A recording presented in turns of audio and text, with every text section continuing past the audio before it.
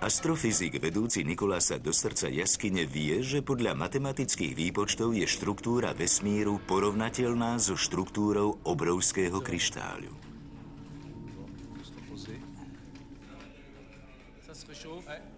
Je tu riadne teplo. Nebudeme ďaleko od vyrovnávacej komory. Na prahu jaskyne sa Nikola a Mark pripravujú na podtlakové ponorenie sa do absolútneho sveta.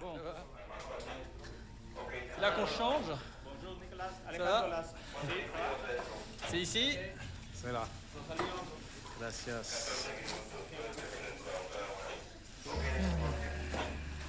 Ok. Alors, en fait, ils ont laissé... Kvôli ochrane kryštálov je tam upravovaná teplota?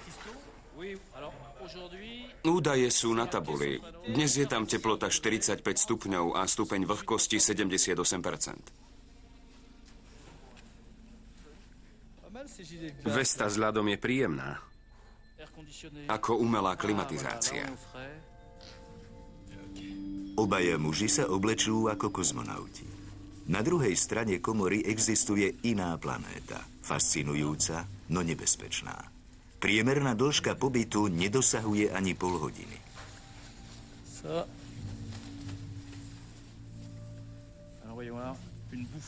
Budeme potrebovať trochu kyslíka. Veľmi zvláštny pocit. Cítiš čerstvý vzduch? Idem za tebou.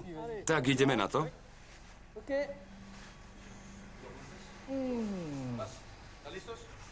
Muy bien, muy bien. Ok. C'est moi ça. Je to pozvolné vnorenie sa do geódy, kam sa za život dostane len veľmi málo ľudí. Obaja muži prechádzajú krajinou krásnej kryštáľovej pasce. Je to púť mimo dimenziu času, vedúca k počiatkom hmoty, či na hlboký koniec jednej galaxie. Sme v srdci kryštálu. Na kontrolných monitoroch stráži mexický tím kroky Nikolasa a Marka, vedúce pomedzi 170 kryštálov tohto obrovského mikáda.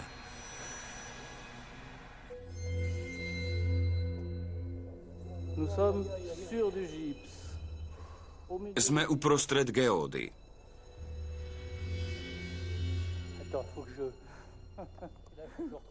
Musím nájsť nejaké orientačné body.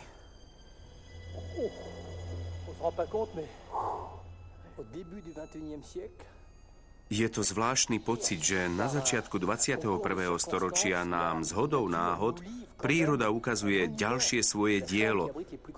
Sálu s najväčšími kryštálmi na svete.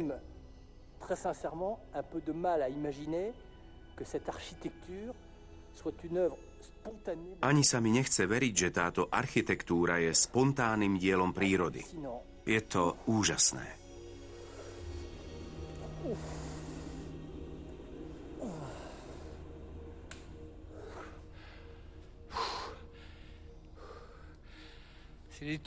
Hotový parný kúpeľ. Bublina horúceho vzduchu presiaknutá vlhkosťou. Neznesiteľné. Ešte, že máme vlastný vzduch. Za to scenéria je nádherná.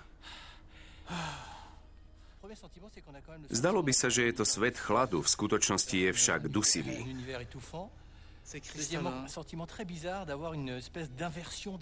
Zvláštna je aj úplná zmena bežného vnímania veľkosti.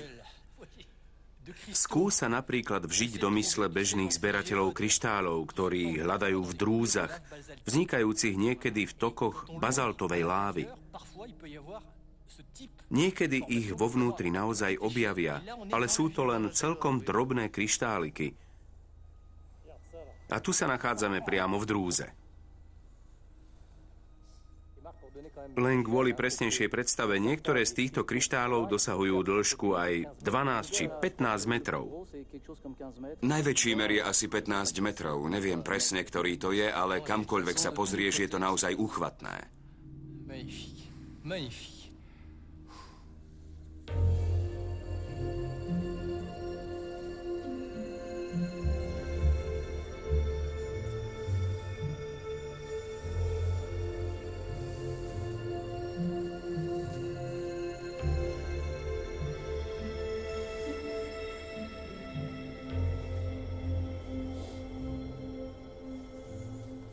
qui est cristallisation, Kryštalizácia si vyžaduje správnu kombináciu faktorov, nie?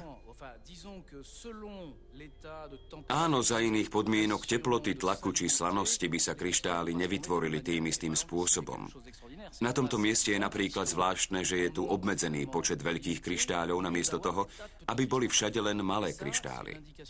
To prezrádza presné údaje o procese formácie.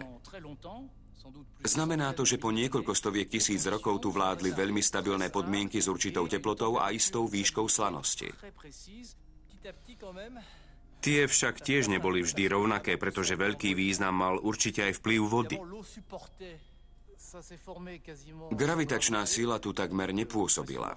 Váhu kryštáľov ovplyvňoval Archimedov zákon. Ale keby sme jaskyňu znovu naplnili vodou alebo ju aspoň prestali očerpávať, po zastavení ťaženia v bani by sa v nej vytvorili rovnaké podmienky ako v čase otvorenia bane.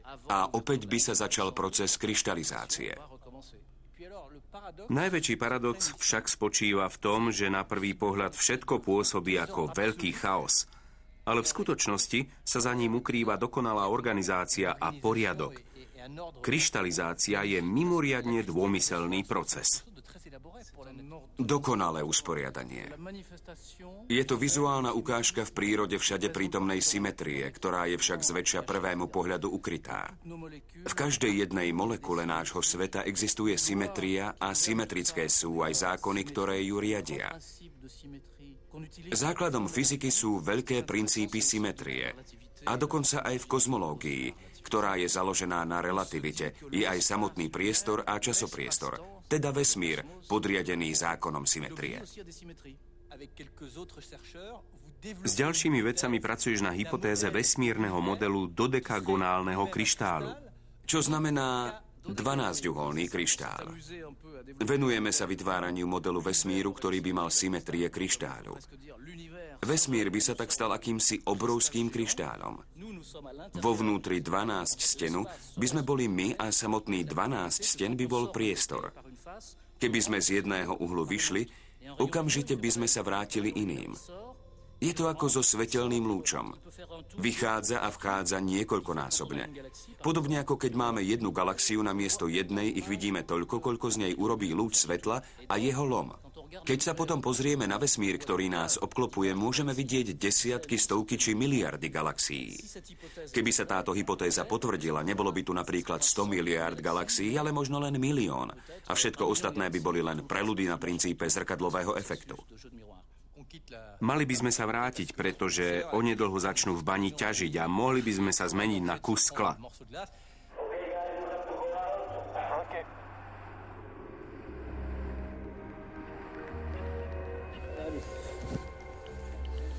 Obaja podzemní kozmonauti sa ponáhľajú opustiť tento dusivý vesmír.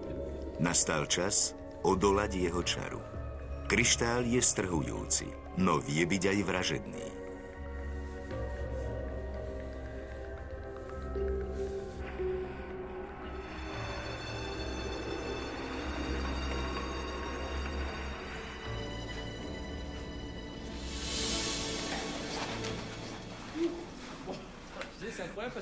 Hoci sme v priestore prešli neveľký kúsok, v hlave to bola nekonečná cesta. Vlastne sme prešli len niekoľko metrov a predsa sme boli ďaleko. To je sila zmeny prostredia. Nie som si istý, či sme sa nevrátili z inej planéty ako kozmonauti. Neskutočná krása.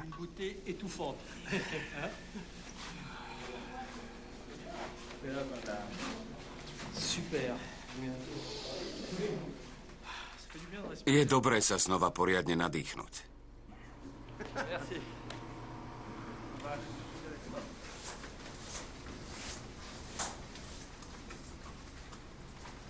Zázračným výletom sú oči oslnené, no telo môže byť vyčerpané. Nikola aj Mark sú vyslabnutí a musia sa podrobiť povinnej lekárskej kontrole. Treba zmerať aj teplotu? Lekár výskumného tímu zisťuje, či organizmus neutrpel šok.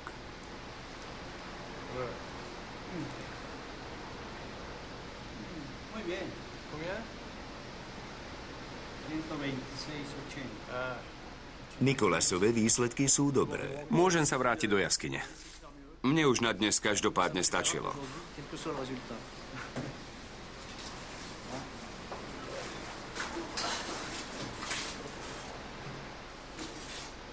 Astrofyzik Mark je už menej pokojný.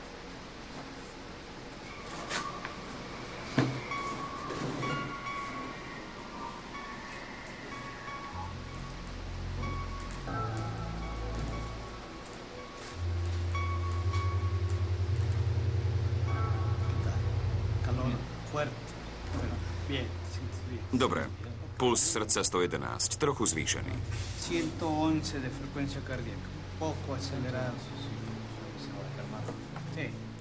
Markové výsledky sú takisto v norme. Počas dlhého odpočinku sa obaja muži oddajú obrazom, ktoré pripomínajú návštevu v duši hviezd.